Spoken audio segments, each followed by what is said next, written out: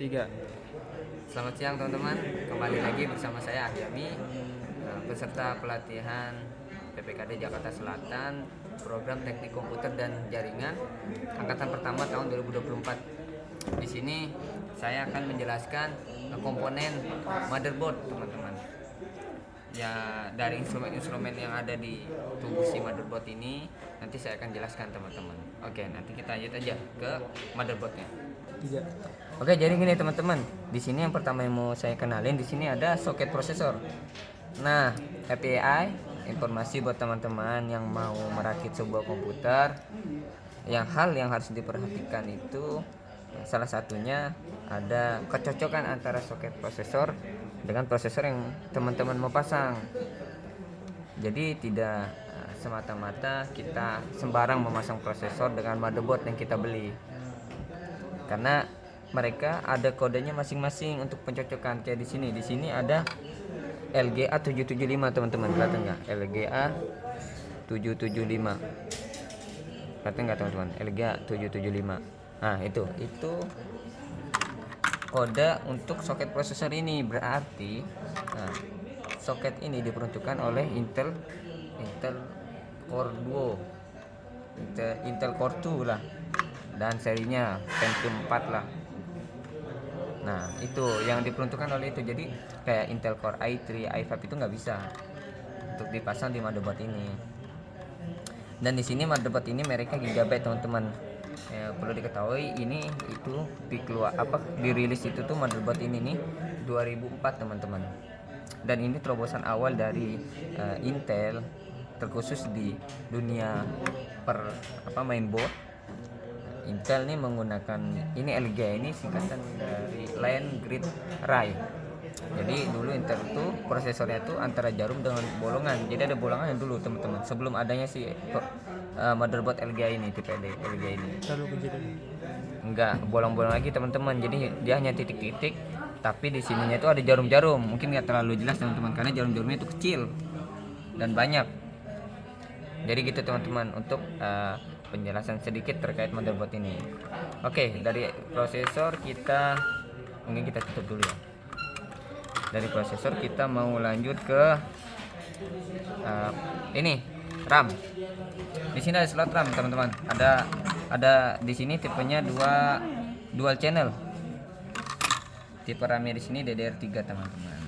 Jadi teman-teman, tips untuk yang mau masang RAM, tolong dicocokkannya dulu dengan motherboardnya. Kalau memang tipenya DDR3 ya RAM-nya juga harus DDR3 teman-teman, kayak gini.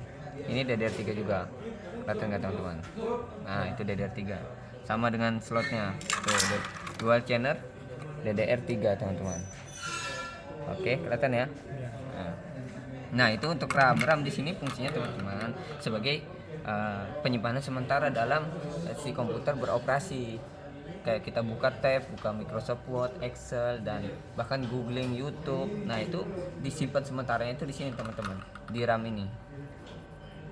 Kalau untuk ukuran serta merek RAM yang kita mau pakai itu tergantung selera dari teman-teman dan kebutuhan yang diperlukan. Oke, dari RAM kita lanjut ke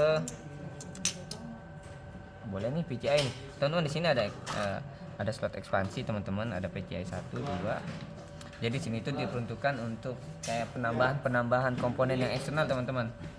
Kayak misalnya contoh CD drive atau enggak kayak optical drive, terus kayak hard disk boleh di sini. Nah, di sini juga di sampingnya ada slot VGA teman-teman. Kalau mau masang mana VGA-nya? Nah, ini teman-teman untuk masang slot VGA tambahnya itu di sini.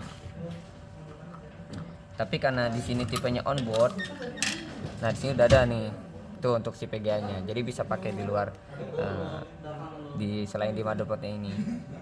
Nah ini juga sebagai solusi ketika memang ada troubleshooting di VGA onboardnya ini, boleh dipasang di VGA-nya ini di sini teman-teman, di slot yang ini untuk mengantisipasi kinerja yang kurang baik.